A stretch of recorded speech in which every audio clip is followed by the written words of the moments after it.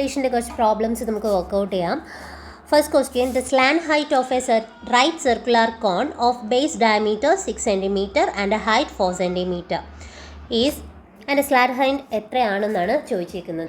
Right circular കോണിൻ്റെ slant height calculate ചെയ്യേണ്ട equation L is equal to slant height ആണ് L കൊണ്ട് notate ചെയ്യുന്നത്. L is equal to root of h square plus r square ആണ്. ഇതിൽ നമുക്ക് h എന്ന് പറയുന്നത് 4 cm എന്നും ഡയമീറ്റർ d ആണ് 6 cm തന്നേക്കുന്നത്. അപ്പോൾ r എന്ന് പറയുമ്പോൾ 6/2 ആണ് വരുന്നത്, 3 cm. So root of h 4 square plus r എന്ന് പറയുന്നത് 3 square. Root of 16 plus 9 root 25 എന്ന് കിട്ടും. നമുക്ക് കിട്ടുന്ന ആൻസർ 5 cm ആണ്. അപ്പോൾ നമുക്ക് കിട്ടുന്നത് 5 cm ആണ്. Second question, obtuse angle is an angle less than 60 degree greater than 90 degree equal to 60 degree greater than 60 and less than 75. അപ്പോൾ ഒബ്റ്റ്യൂസ് ആംഗിളിൻ്റെ ആൻസർ ചെയ്യണമെങ്കിൽ ആദ്യം അക്യൂട്ട് ആംഗിൾ എന്താണെന്ന് അറിയണം. അപ്പോൾ അക്യൂട്ട് ആംഗിൾ എന്ന് പറയുമ്പോൾ 90 ഡിഗ്രീനേക്കാളും കുറവായിട്ടുള്ള ആംഗിൾ ആണെങ്കിൽ അക്യൂട്ട് ആംഗിൾ, അതുപോലെ തന്നെ 90 ഡിഗ്രി ആണെങ്കിൽ റൈറ്റ് ആംഗിൾ, 90 ഡിഗ്രിയേക്കാളും ഗ്രേറ്റർ ആയിട്ടുള്ള ആംഗിൾ ആണെങ്കിൽ ഒബ്റ്റ്യൂസ് ആംഗിൾ, പിന്നെ ഉള്ളത് സ്ട്രെയിറ്റും ഉണ്ട്, സീറോ ആംഗിളും ഉണ്ട്. അപ്പോൾ ഈ ക്വസ്റ്റ്യൻ്റെ ആൻസർ എന്ന് പറയുമ്പോൾ എന്ത് തന്നെയാണ് വരുന്നത്? ഗ്രേറ്റർ ദാൻ 90 ഡിഗ്രി ആണ് ഒബ്റ്റ്യൂസ് ആംഗിൾ. തേർഡ് ക്വസ്റ്റ്യനിലോട്ട് പോവാം.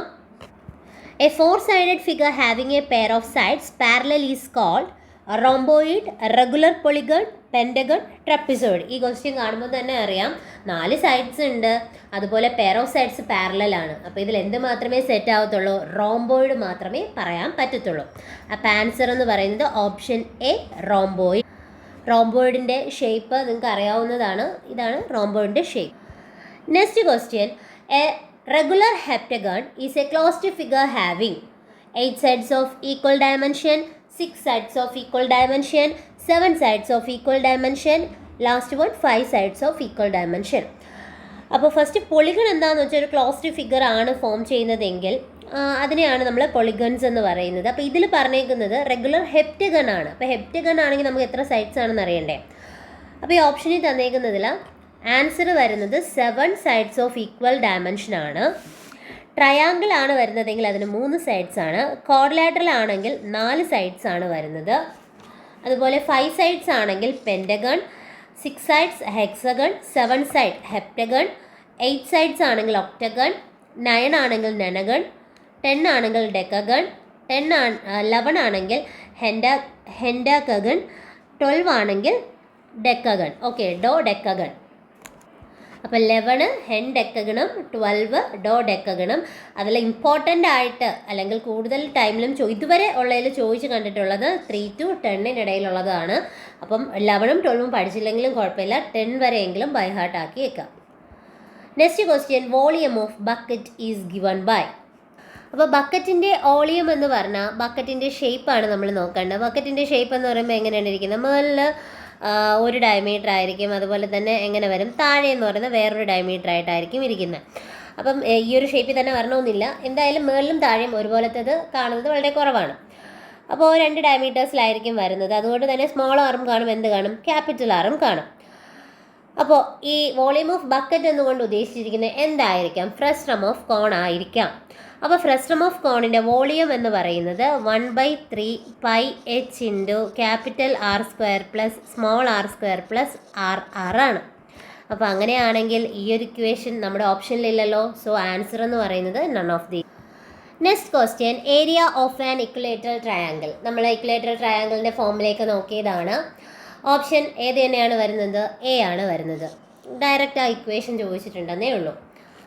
7th question, the maximum slant length of square pyramid of base 6 cm and height 8 cm. അപ്പോൾ ഇതിൻ്റെ സ്ലാൻഡ് ഹൈറ്റ് കാൽക്കുലേറ്റ് ചെയ്യാനാണ് പറഞ്ഞേക്കുന്നത്. സ്ലാൻഡ് ഹൈറ്റ് കാൽക്കുലേറ്റ് ചെയ്യേണ്ട equation root of h square plus b/2. b/2 വരാൻ കാരണം square pyramid ആണെന്ന് പറഞ്ഞിട്ടുണ്ട്.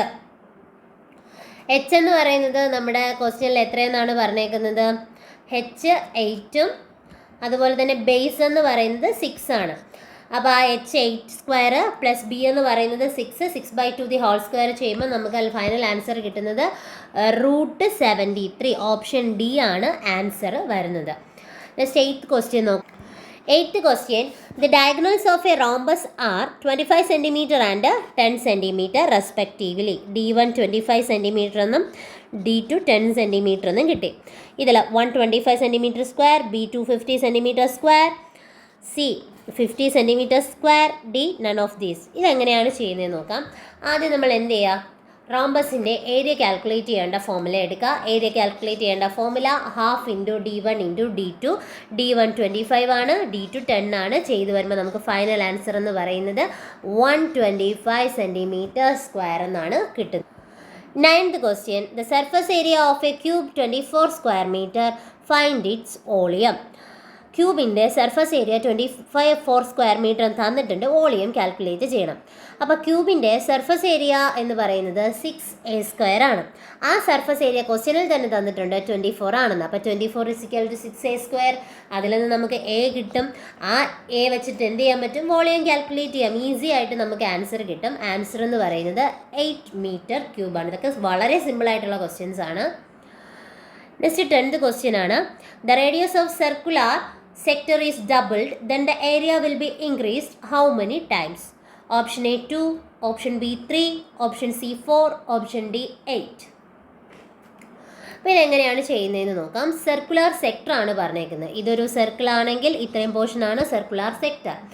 ആ സർക്കുലർ സെക്ടറിൻ്റെ റേഡിയസ് 6 ആണ്. പക്ഷെ അത് ഡബിൾ ചെയ്യുവാണെങ്കിൽ അതിൻ്റെ വോളിയം എത്ര ഡബിൾ ചെയ്യും എന്നാണ് ചോദിച്ചേക്കുന്നത്. വോളിയം അല്ല, ഏരിയ എത്ര ഡബിൾ ചെയ്യുമെന്നാണ് ചോദിച്ചേക്കുന്നത്. അപ്പോൾ ഏരിയ കാൽക്കുലേറ്റ് ചെയ്യേണ്ട ഇക്വേഷൻ നമ്മൾ പഠിച്ചിട്ടുണ്ട്. πr² × θ/360. ഈ r എന്ന് പറയുന്നതാണ് ഡബിൾ ചെയ്തു. ഞാൻ r എന്ന് പറയുന്നത് 2r ആയിട്ട് എടുത്തു. അപ്പോൾ എന്ത് ചെയ്യും, ഇക്വേഷനിൽ r² സ്ഥാനത്ത് 2r ഇട്ട് കൊടുത്താൽ പോരെ. അപ്പോൾ 2² എടുക്കുമ്പോൾ 4r വരൂലേ.